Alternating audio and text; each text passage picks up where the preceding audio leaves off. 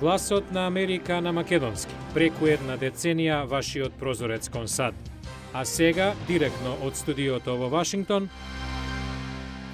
Добро вечер, го гледате ТВ журналот Newsflash на Гласот на Америка на македонски. Со вас во наредните 8 минути ќе биде Јане Бојаджиевски. Почеток на разврската на скандалот со проститутки во потесното обезбедување на председателот пред неговата посета на Колумбија. Тројца припадници на тајната служба на САД заминуваат од агенцијата. Почина Дик Кларк, легендарниот шоумен, популарно наречен најстариот тинејџер на светот. Следат вестите. Американската тајна служба вели дека тројца од 11 инволвирани вработени под истрага за наводното непрофесионално однесување со проститутки во Колумбија ја напуштаат агенцијата. Помошник директорот на агенцијата Пол Мориси вели дека тројцата што заминуваат вклучуваат еден надреден вработен. Официјални лица на Пентагон кажа дека најмалку 9 членови на армијата исто така може да биле инволвирани во наводното однесување.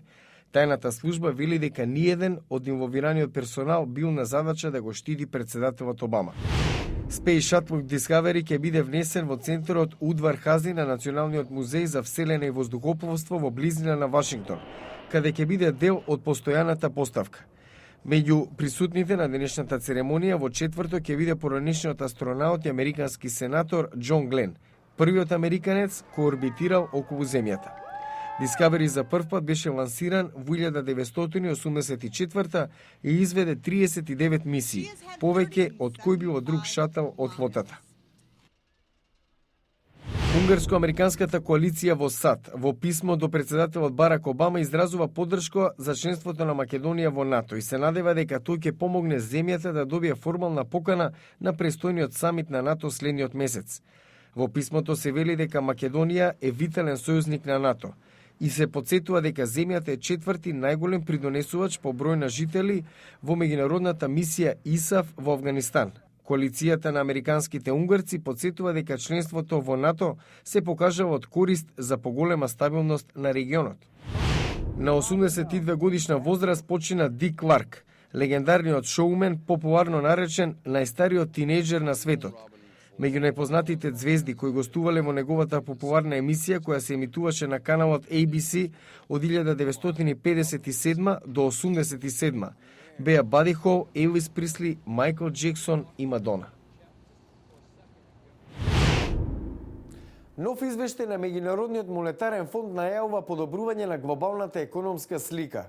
И покрај забавеноста на пазарот во Европа, водечката меѓународна финансиска институција годинава предвидува економски растеж од 3,5%. Што прогнозира ММФ за до крајот на годинава? Погледнете. Меѓународниот монетарен фонд гледа знаци на закрепнување на американската економија во заживувањето на фабричкото производство и порастот на потрошувачката. Добри вести и од Европа. Координираниот напор на Европската унија можеби ќе отстрани заканата од грчката задолженост и незиното прелевање на други членки со слична економска слика. Но главниот економист на фондот, Оливие Бланшард, вели дека глобалната слика е комплицирана. Ситуацијата се смири, но работите се уште може повторно да тргнат на лоше. Аналитичарите го вртат прстот кон Шпанија како потенцијален ризик. Добивката од шпанските обврзници од март наваму двојно нарасна по шпекулациите дека четвртата по големина европска економија можеби ќе побара финансиска поддршка. Но Вилијам Хобс од истражувачкиот центар VP вели дека тоа не е многу веројатно сценарио. Spain is not Greece. Spain has, a viable, albeit, open to reform economy. Шпанија не е Грција. Шпанија има остварлива, отворена кон реформи економија и со респектирани бизниси во светот, што може да преброди тешки времиња. ММФ забележува знаци на надеж во земјите во развој, особено во Азија, каде предвидува растеж од 7,5% годинава. Кина пак најверојатно за малку ќе забави на 8,2%. Фондот очекува забрзување на Блискиот исток и Северна Африка во време кога растат нафтените цени. Извештајот на ММФ беше објавен непосредно пред редовната заедничка годишна средба со Светската банка во Вашингтон.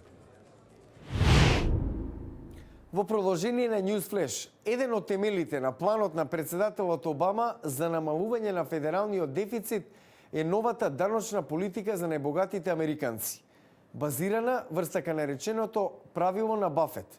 Според милиардерот инвеститор Ворен Бафет, што предвидува накачување на даноците за оние кои заработуваат годишно најмалку $1 милион. Инвеститорот Витни Тилсон сака да сподели повеќе од своето богатство со обичните американци. Тој е во групата патриотски милионери, што го поддржува правилото на Бафет. Прави споредба со својата секретарка. My adjusted gross income is 39 times higher than hers. Not 39%. Заработувам 39 пати повеќе од неа. Не 39%, туку 39 пати. Јас плаќам 24,6% данок на заработувачката, а таа 33,4%. Таа плаќа данок 36% повеќе од мене, иако јас заработувам 39 пати повеќе од неа. Правилото на Бафет доби на публицитет откако милиардерот Ворен Бафет го спореди данокот на неговата заработувачка од 17% со оној на неговата секретарка 29%. Мислам дека побогатите како мене треба да плаќаат повеќе данок. Председателот Обама се согласува, вели секој што заработува повеќе од $1 милион годишно треба да плати најмалку 30%. Републиканските критичари пак тврдат дека мерката ќе ги обесхрабри богатите собственици на бизниси да отвораат нови работни места. Сенаторот од Аризона, Џон Кајл, кој предводеше во гласањето против во Сенатот, вели ова е напад врз богатите. He thinks the government should take more from some people. Смета дека владата треба да зема повеќе од нив само затоа што се богати, дури и кога даночното зголемување и штети на економијата. Тилсон не се согласува. I don't think this is about class warfare. I think this is about common sense. Не се работи за класна борба, туку за здрав разум. Дали е исправно да заработувам 39 пати повеќе од мојата секретарка, а таа да плаќа 36% повисок данок? А утре во News Flash, нов филм за Нобеловката која неодамна обезбеди пратеничко место во родната Бурма. Гледате во петочниот News Flash. Дамата Ан Сан Су Чи. Филмски поглед на Лук Бесон на животот на легендарната активистка за човекови права.